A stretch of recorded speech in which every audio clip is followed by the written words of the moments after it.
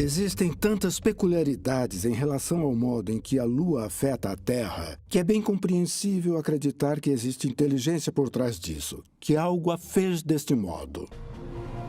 A Lua é tão estranha, tão diferente em termos do que achamos no Sistema Solar e, especialmente, sua função em relação ao planeta Terra, transformando-o num santuário para a vida, que somos obrigados a perguntar: será que isso poderia ter acontecido por acaso?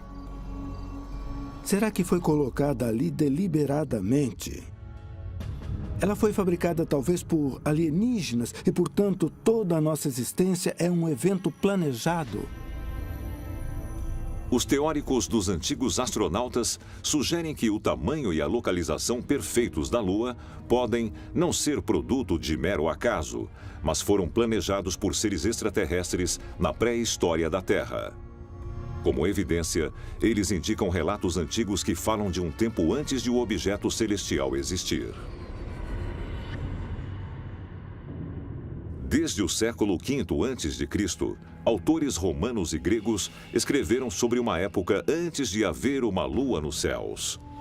Alusões a isso também podem ser encontradas na Bíblia hebraica.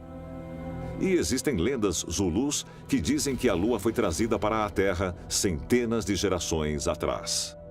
Oane e Mpanco eram os nomes de duas divindades zulus da pré-história.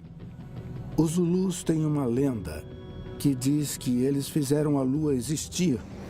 Supostamente, eles fizeram isso roubando o ovo de um dragão celestial gigante, tirando o centro do ovo, a gema, e depois rolando o corpo celeste resultante pelos céus para se transformar na Lua. E os Zulus dizem que o motivo de a Lua ser colocada lá foi vigiar os seres humanos. A lenda Zulu é muito interessante. Quem nos contou a lenda foi um xamã Zulu chamado Credomútua, e ele falou sobre o fato de que a Lua foi rebocada para a nossa órbita.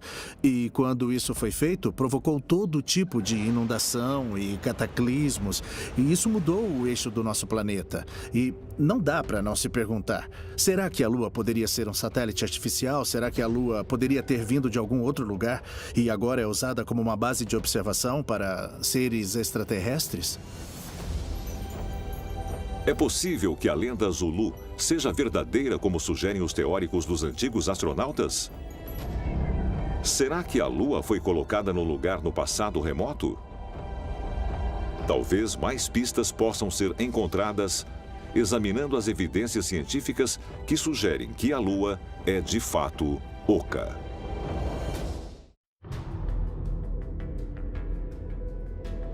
A superfície da Lua é marcada por dezenas de milhares de crateras de impacto de diversos tamanhos. Os cientistas sugerem que isso se deve ao fato de nunca ter existido uma atmosfera na Lua para ajudar a protegê-la do bombardeio dos detritos espaciais. Não existem forças de erosão naturais, como o vento ou água corrente, para afetar a superfície.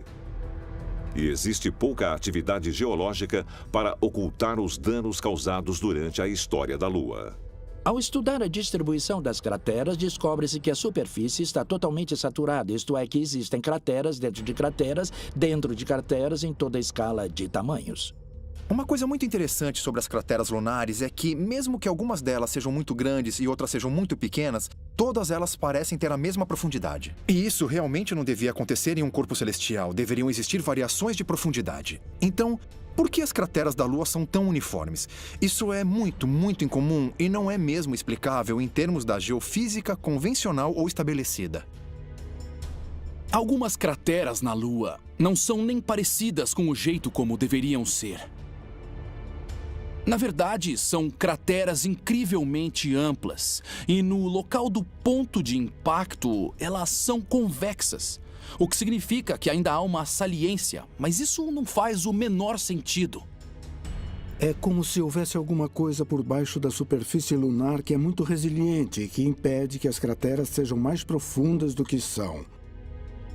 Isso só poderia ser ou uma rocha muito mais dura, e não pode ser assim por causa da massa da Lua, ou então uma esfera de metal de algum tipo que impeça mais danos.